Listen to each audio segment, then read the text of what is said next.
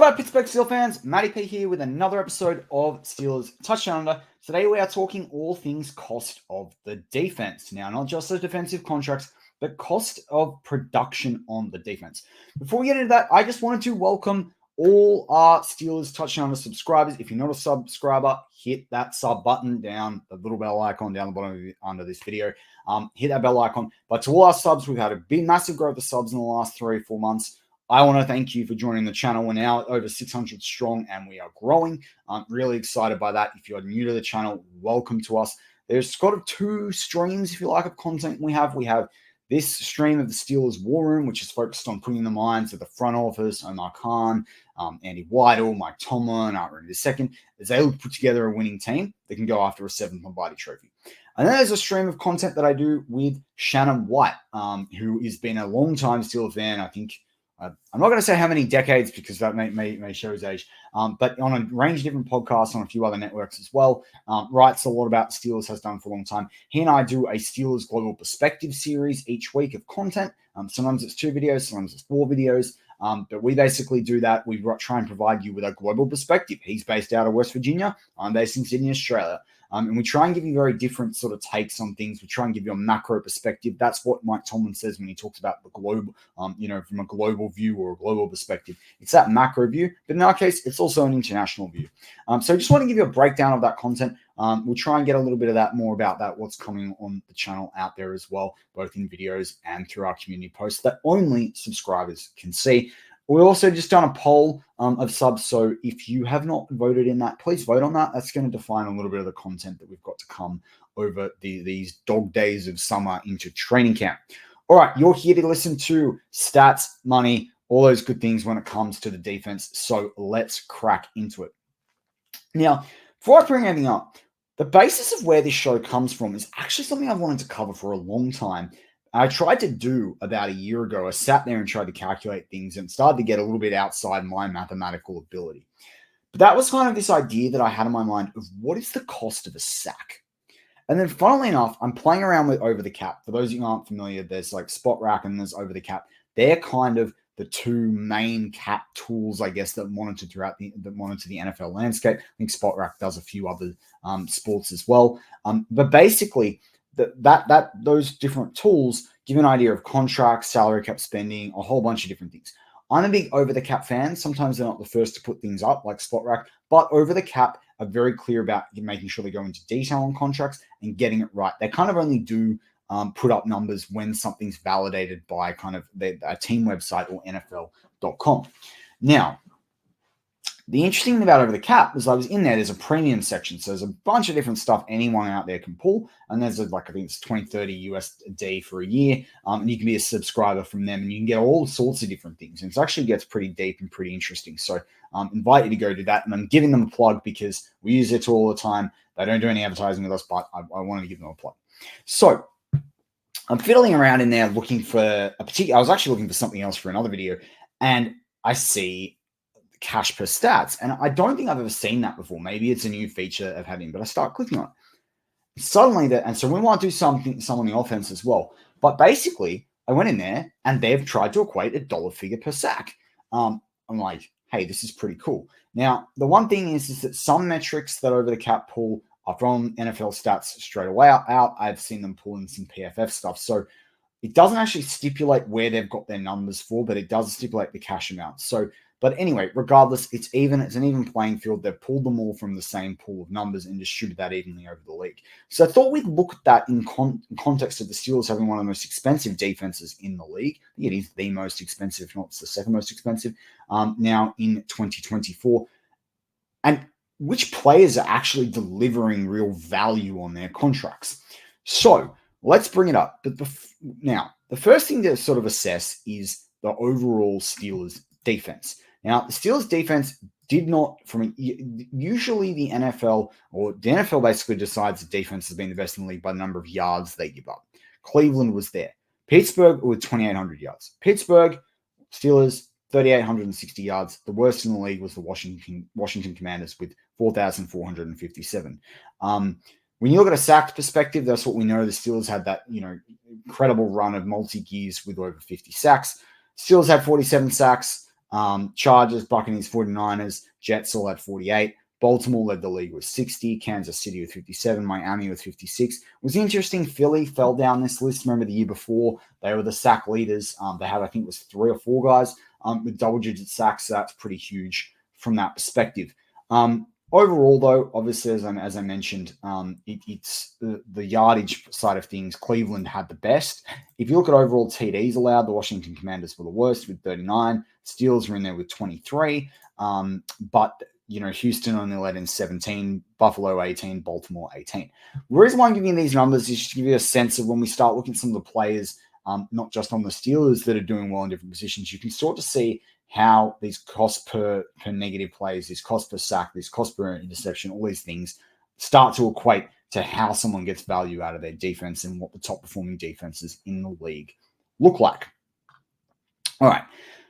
Drilling down deeper into the Steelers, as I mentioned, the Steelers had the 47 sacks. TJ Watt led with 19. Alex Highsmith led with 7. Golden with 4. Ogunjobi with 3. Herbig with 3. Atlanta Roberts 2.5. Cameron Hayward 2. Obviously, Cameron Hayward spent 6 games out. When you look at it overall from an INT perspective, there are a bunch of guys that had 2. Highsmith, Kazi, Peterson, Wallace. TJ had 1. Quan had 1. Keanu Neal had 1. Joe Porter Jr. had 1. We go down the list in terms of all the guys that had 1. Pass defenses, Levi Wallace, Patrick Peterson with 11 each. Joe Porter with 10 as a rookie. 8 for TJ Watt. Pretty big. Forced fumbles, 4 from TJ, 2 from Highsmith, 2 from Benton, 2 from Holcomb, 2 from Herbig. A bunch of guys had 1. I'm just giving you a sense of what this looks like. Quarterback hits, this is a negative play, remember, if you get this, or a tackle for a loss. Quarterback hits, TJ Watt led with 36. Highsmith with 18, Golden with 10, Benton with 8, Ogunjobi with 8, Atlanta Roberts with 6, Herbig with 3, Hayward with 3, and then you start to go down the list into the 2s and the 1s. Tackles for a loss, TJ Watt 19, Atlanta Roberts 10, Highsmith 8, Golden 6, Hayward 6, Herbig 5, Quan Alexander 5, Holcomb 4, Ogunjobi 3, and then again you get into the 2s and the 1s. Again, I'm bringing these up not so you remember the stats, but just give you a sense of who sort of were key leaders amongst different statistical areas. Because when we go to the dollars per stats, this will all come into play. So let's do that. All right, dollars per stats. Let's start with the interior defensive line as Over the Cap breaks it down.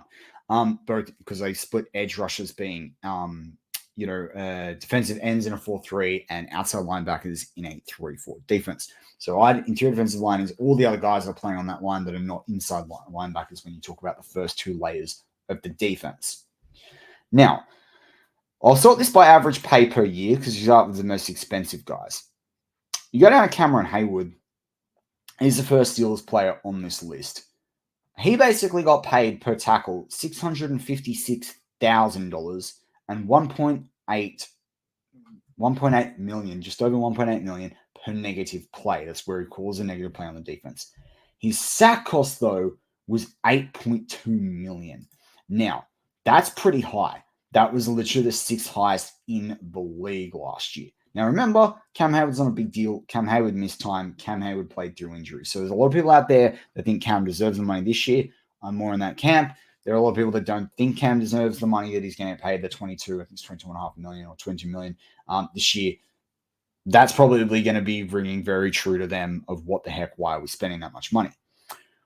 Now, Luke Kuechly talked about this, and so we'll talk about this a lot more with linebackers, but tackle for a loss is really important, and even TJ Watt talks about that as well. Tackle for a loss is an often underrated play. He killed it last year in terms of tackles for a loss with 19, as we saw. Now, tackle for a loss is where it kind of interesting for Cam Hayward as well, because it was $2.733 million per tackle for a loss. And $16 million per pass defense. Now, remember, obviously, it doesn't slice these numbers up based on stats. It's just based on the stat within this against their contract. But who else sort of played in interior defensive line? Obviously, we're talking about Ogunjobi's getting paid a lot of money. He got paid $456,000 per tackle if you break his contract up like that. $1 million per negative play. He was $3.194 million per sack. And then his tackle for a loss rate was $3.194 million. Now, Benton, you're going to expect to be a lot better because Benton obviously he's on a rookie contract.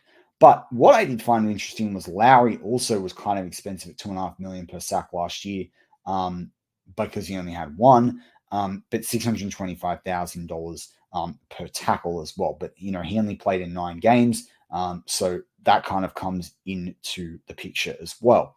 But Benton, $114,000 per tackle, only $305,000 per sack, per negative play. Sorry, $1.8 million per sack. He could have a really productive year this year, and you'd want to see him accelerate up the top of this list for being really cheap per negative plays, and key and core defensive plays. Leao was down there. It kind of starts to get a bit thin from there. Obviously, this includes some rookies as well that haven't played yet. I didn't really want to deeply focus in interior defensive line. I actually want to focus on linebacker and safety particularly, and a little bit of corner. So we'll move on to the edge players. Now, this is where the whole idea of this show came from, as I mentioned at the start of the show, this whole idea of the cost per sack, which is something I've been really keen on looking at over the last few years. Now, when we look at this, I'm going to make it bigger. I've just realized it's a bit small for you guys visually, so I'll make it a bit bigger, but we'll be doing a bit of scrolling up and down so we don't get dizzy. TJ Watt, $583,000. Last year, remember, he's the fourth highest paid defensive player in the league on average pay per year, not across this deal, but average pay per year. Dollars per tackle, $583,000, $391 per negative play, $500,000.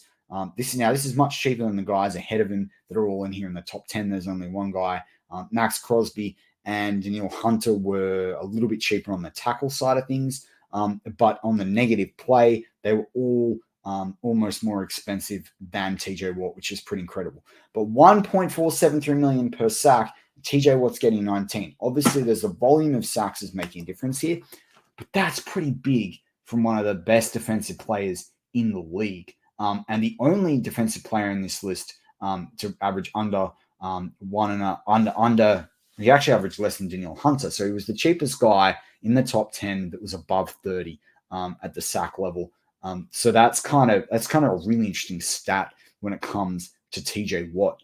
But his tackle for a loss number was also the same amount, which is pretty significant. Again, that puts him pretty low. Only Danielle Hunter was less. But Danielle Hunter also makes for about $4 million less per year. So you've got to factor that in as well. TJ Watt's cost of forced fumbles as well was incredibly low within the top 5 guys. Again, Garrett and Danielle Hunter was lower. They had their dollars per fumbles, but Garrett's on $25 million average per year. Again, Danielle Hunter on $24.5 million. TJ Watt is getting paid more than that.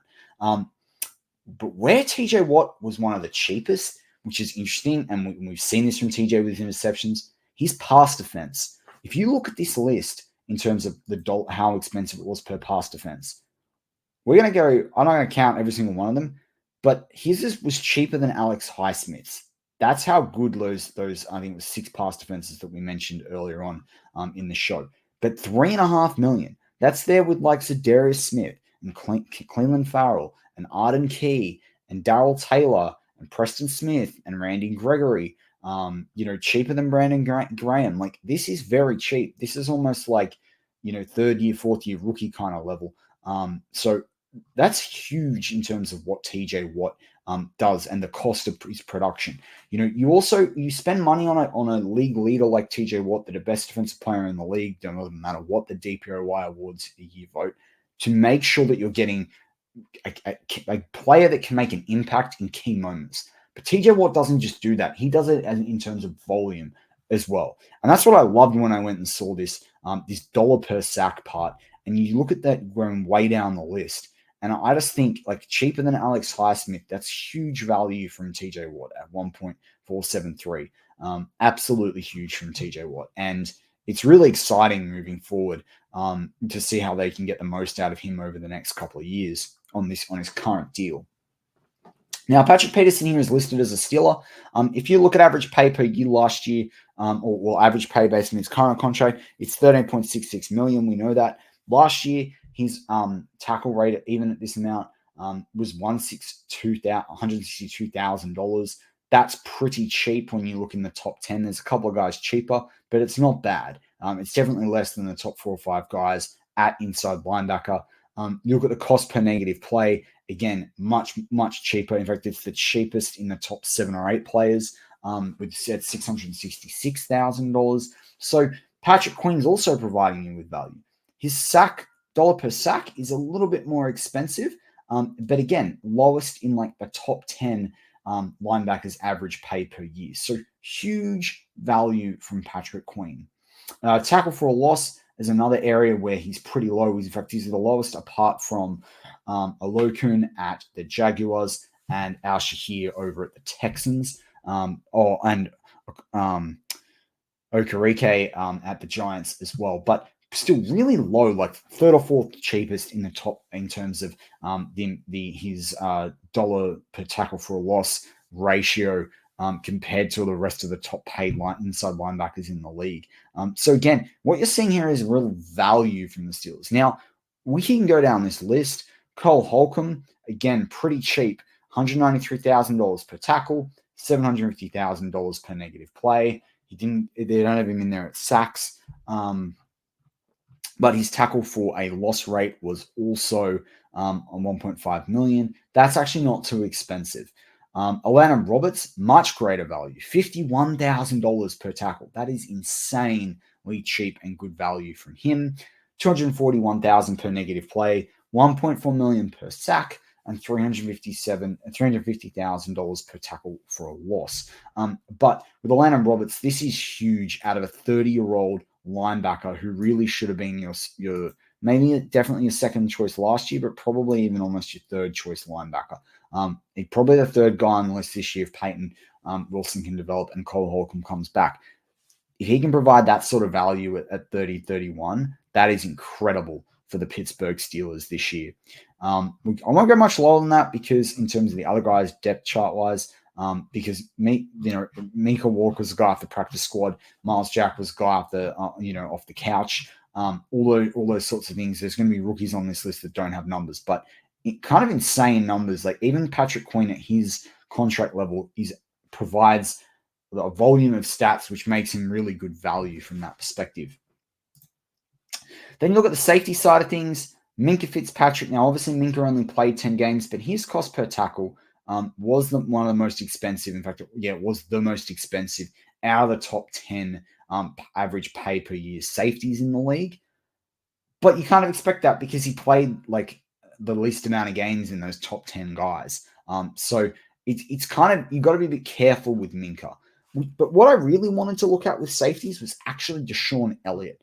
That was the one that I was really keen on looking at because he last year, based on the numbers he produced last year, $56,000 he had, there per, I think it was, per tackle. And then he had, I just lost it. Yeah, 56,000 per tackle, 333,000 per negative play, 3 million per tackle for a loss. But remember, he's a safety, and his interception rate was 3 million as well. But played in kind of an interesting role when you think about what he did last year, which at Miami off the top of my head. Kazi, $65,000 per tackle, $600,000 per negative play. Didn't have a sack or a tackle for a loss. Killebrews up there. Remember, Killebrew's a special teamer. But that DeShon Elliott, like the rate in terms of those sacks is pretty, in terms of the tackles at $65,000 is pretty cheap when you start getting to a safety. And then finally, to wrap it up, because this is a lot of numbers, a lot of stats for everyone out there, is the cornerback position. Darius Rush was $416,000 per tackle, $832,000 per negative play, including pass defenses. But do you know what number I wanted to talk to you most is, or actually two numbers. Dante Jackson, $122,000 per tackle, $545,000 per negative play. But Joey Porter Jr. is really far down the list. Now, yes, he's on his rookie deal, but there's a bunch of guys here that are negative, which is all these like rookies or guys that played in the practice squad last year, basically guys that weren't really recording stats. Go down. Cameron Sutton was cheap as well, actually, FYI, $100,000 per negative play, only $24,000 per tackle. Joey Porter Jr., $75,000 per tackle, $200,000 per negative play, $240,000 for pass defense. that is actually incredibly low. And that is huge value. And if Joe Porter Jr. can continue to develop, and Bucky Brooks and Daniel Jeremiah talked about the Steelers having the best, like the number one for Daniel Jeremiah or number two for Bucky Brooks secondary in the league. And Joe Porter Jr. is a big part of this. The fact that Joe Porter Jr. can produce that little sort of value is what you want out of a lockdown rookie corner. And it's why he will earn a very good contract at the end of that rookie deal. But hey, I've talked a lot of numbers. I've talked a lot of numbers in terms of stats, a lot of numbers in terms of dollar value. Is there something that surprised you in this? Is there a player that you think provides even greater value than what these sorts of numbers provide?